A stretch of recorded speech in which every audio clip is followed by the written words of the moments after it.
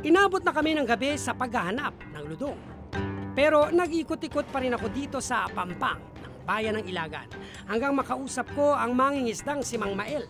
Nakatatapos lang magpalaot. Kapag inaano ko sir, ilagay ko sa tubig yung mga lambat. Hindi ko akalain na ludong pala. So may pumapasok talaga. Okay. Tignan natin kung ito yon. Sir, pwede i-confirm nyo kung ito nga yun. Okay. Tignan natin.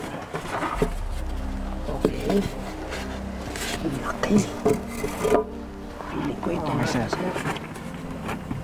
Oo nga. Hindi pinagdamot sa akin ni Mang Mael ang nahuli niyang ludong. Okay. Kailangan natin verify kung paano ang ludong. Baba na lang natin. So, kailangan mo hipuin siya from head to tail. Mararamdaman mo kung magaspang yung skills niya. Mapapansin mo yung kaibigan niya. So, ito medyo ano siya, magaspang. Parang may sumasabit. Tama. Yung amoy naninikit, no? Matagal bago matanggal. Kahit maghugas ka, nangangamoy pa rin. Iba yung aroma niya, no? Para siyang luto na eh. Ganun yung dating niya sa akin. Lahat ng kwento nung pinagtanungan ko, ano siya eh, para siyang bangus daw. So tama nga, parang bangus na parang tilapia. Ang sarap pala ng pakiramdam na hawak mo na siya ngayon, di ba? Kasi sir, kanina pang kahapon pa, talagang iba yung ano, iba yung feeling na ganun. Tsaka gusto kong hawakan yung tiyan niya eh. Kasi minsan parang buntis siya, di ba? At ngayong gabi, ito raw ang kanilang ulam. Eksperto raw sa pagluluto nito ang kanyang asawang si Aling Lydia. Mahirap siyang kaliskisan kasi yung mga ano niya, kaliskis niya mismo malalaki. Tapos parang, di ba parang ang hirap kaliskisan lalo dahil pagkatapos mong hanapin siya ang hirap hanapin eh. Tapos biglang ganyan, di ba?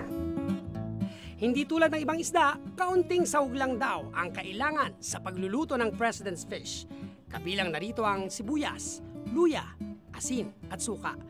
Ang mismong laman kasi nito, malasa, ayon na rin kay Aling Lydia.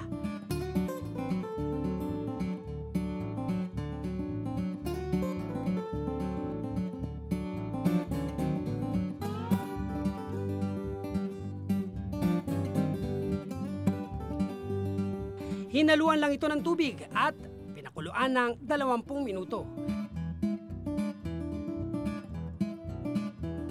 Pag nagluluto ng iba't ibang klase ng isda, ito kakaiba talaga. May something sa kanya.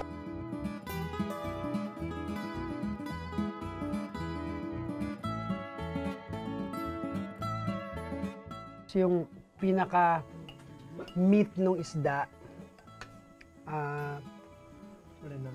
malinamnam, tapos naninikit sa dila yung